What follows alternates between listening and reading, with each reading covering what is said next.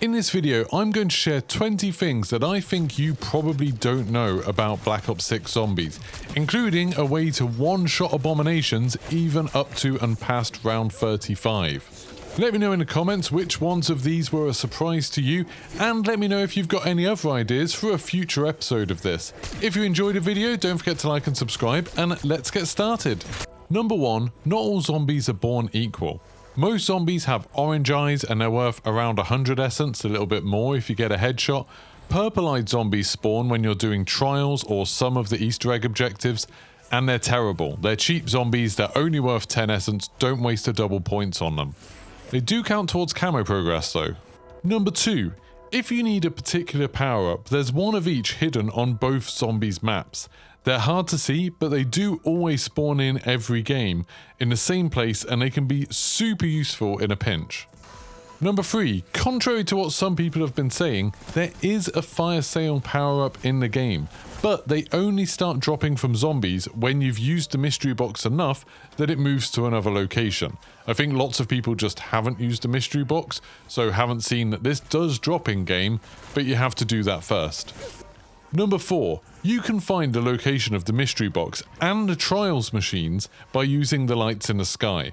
The blue beam of light points to the mystery box and the purple one points towards the trial box. Compared to earlier games, this one, the beams of light for the mystery box actually come in pretty quickly, so it's super easy to find out where it's gone when it teleports away. Number 5, you can modify the wall buys to use your own loadout. I've done a whole separate video about this, but basically in your loadout, press left trigger or 1 on the keyboard when you're hovering over a blueprint or weapon setup to make sure that's your zombie's build. Now, if you get it off the wall or out of the mystery box in the game, it will come with those attachments, and it should have the camo you selected, but I think that's bugged right now. It doesn't seem to be working for most people. Number 6, in this game you can play zombies in third person. Just hold down on the D-pad and it'll switch you to third person anytime you like. It can be helpful to give you a little bit more peripheral vision, especially when you're using melee weapons. Number 7, speaking of melee weapons, the knife and baseball bat are actually super powerful. If you buy Melee Macchiato and upgrade their rarity and Pack-a-Punch level, they can decimate manglers even up to and a little bit beyond round 30. More powerful than a lot of guns. You can also add ammo mods onto them, so add something like the napalm burst and you can absolutely destroy those special zombies super quickly. Number 8, different enemies have different weaknesses to certain ammo mods. The most important right now is that manglers and abominations are weak to fire and abominations also to shadow rounds, and amalgams are weak to dead wire and shadow rounds. If we get what looks to be the monsters that are a bit like mimics in the next map, I'd be willing to bet that they're probably weak to dead wire too. Number 9, if you get a weapon in a mystery box that a teammate wants, but you don't need it, just melee the weapon and then they'll be able to pick it up. You know it's worked because there'll be a green glow around it. Number 10, you can choose to pay half of doors, even if you can actually afford the whole thing. On the default controls, you need to make sure prioritize interact isn't set up. You can just tap interact to pay half, or hold it to pay it all. This can be kind of useful if you're playing with other people and you want to help out, but you don't want to spend all of your essence if other people aren't. You can do this to make it a little bit more equitable. Number 11, if you move too far away from a zombie, it will respawn as a fresh zombie. That means if you've been really good keeping a crawler so you can explore the map easily or complete an Easter egg objective or something like that, but then you move too far away from it because they move super slowly, it will respawn with fully functioning legs again and it will start running after you.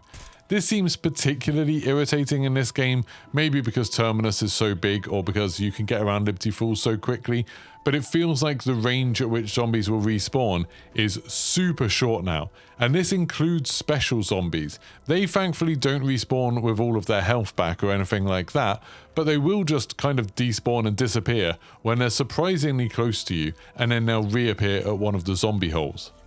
Number 13, if you save and quit and then reload the game, you'll actually start from the beginning of the round with whatever you had at the beginning of that round. You can use this if you accidentally buy something that you didn't want to, like you pick up a perk you didn't want, or you do what I did and I dropped a gun in the vault accidentally and then left the vault, suddenly realized that I can't get back in because there's a cooldown and the weapon's probably going to despawn, you can actually just save and quit, reload back in, and then you'll be at the beginning of the round with the guns you had at the beginning of the round, which is awesome. Number 13. On the earlier rounds, the zombies obviously move much slower, and sometimes you want to be doing something like exploring the map or getting something set up or trying to solve an Easter egg step, and you want those slow zombies. If you kill too many of them, the last couple will actually speed up. So if you specifically want slow zombies and you want them to stay that way, but they're still too weak to make crawlers because a grenade explosion will just kill them, what you can do is actually leave a small group of them, like 4 of them up, and then they will keep on moving at that super slow pace. Then you can run around and do what you need to do before killing them. If you get down to 2 or 3, they will start sprinting at you instead. Number 14. Now, this one might be obvious to some of you, but buying purple armor first doesn't save you anything. This is something I heard from a bunch of people in the first couple of weeks of the game, that people thought, what's the point of buying blue armor because it costs 4,000 when you can just buy the purple armor that costs 14,000. Turns out in the game, if you buy that blue armor at 4,000, then the purple armor goes down from 14,000 to 10,000. It's like you've already paid a deposit, so now you just have to pay off the rest. So you don't save any money by skipping straight to the purple armor. Number 15. Having extra players in your game obviously adds extra zombies, but this also includes the bowling Easter egg on Liberty Falls.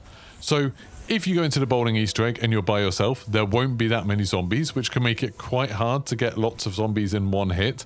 If you go in with, say, 4 people, there will be absolutely loads of zombies in there. Obviously, you are competing against the other people for the zombies, and you can end up knocking out ones that other people were aiming at, but the zombies do respawn instantly as soon as they're hit. So as long as you slightly stagger when you throw the balls, you'll end up having a much easier time of getting 300 points. Number 16. Crystals in the Dark Aether in the church and Liberty Falls can drop scrap, armor, tacticals and lethals if you destroy them. Back in Black Ops Cold War, when we had these kind of crystals in D-Machine, they would sometimes even drop a ray gun. They'd sometimes drop some really, really cool stuff. I haven't seen that happen yet in Liberty Falls, but do let me know in the comments if you've had anything better than scrap or lethals. Number 17. When you're interacting with something for a while, which notably happens in the water pressure step in the Liberty Falls main quest, or the bomb defusal in the Terminus quest, you can actually turn around like 360 degrees. It's like you're an owl and your head can just completely pivot around. This is incredibly helpful at letting you know how long you have until the zombies get to you before you need to run away and start doing stuff. It's super useful. I've seen a bunch of people who have been streaming just staring at the water meter on that water pressure step. You don't need to do that. You can look around, see exactly where the zombies are, and then back off when you need to. Number 18, and I think this is the most special little tip that I'm going to say in this entire video.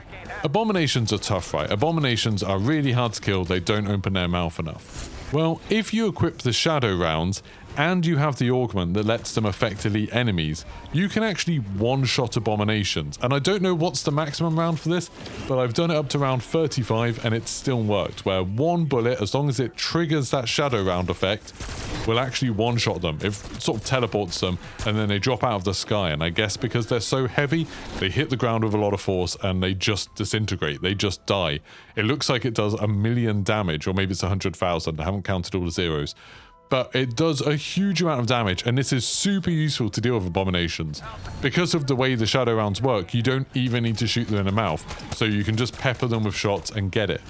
If you want to make sure that you definitely kill them, you can just switch to shadow rounds when you see an abomination, because I think the first shot will always trigger that effect, and you can use some of the other augments like the ones on an elemental pop to make sure that it procs more often.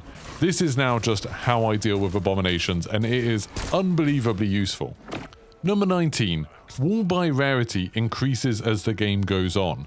So if you know you definitely want to buy a certain wall buy weapon, like you're going to pick up the GS45s in Liberty Falls before you go into the boss, the later you can leave it to buy them, the higher rarity they'll be, which can massively help with saving salvage. So eventually they will get to legendary. Now there aren't certain rounds where they definitely switch over. It seems to be a little bit random, like every round every warm buy has a chance of stepping up to the next rarity, but by the time you get to, you know, maybe round 30 or so, it's a pretty good chance that every warm buy will either be legendary or at least purple rarity.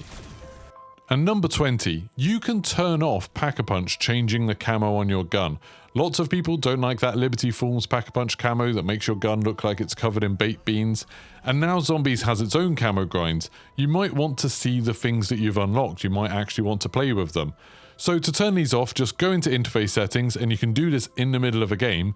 Go to gameplay HUD and then turn it off there. You have to scroll down a little way to find the option. Then it'll kind of put your gun away and get it out again, and the Pack-a-Punch camo won't be on it anymore. Now Pack-a-Punch just won't affect the way your gun looks at all, like however many times you Pack-a-Punch it, it will stay with its base camo. This doesn't affect the way Pack-a-Punch works in any other way, so you'll still be doing all of the damage that you want to. So that is it, 20 things I think some of you probably didn't know about Call of Duty Black Ops 6 Zombies. Like I said, let me know in the comments which ones of these you didn't know about before you watched this video, and if you've got any other ideas for things other people might not know about, leave them in the comments below, and if I can get another 20 of them, maybe we'll do a part 2 to this. If you enjoyed the video, don't forget to like and subscribe, and I'll see you for the next one. Goodbye!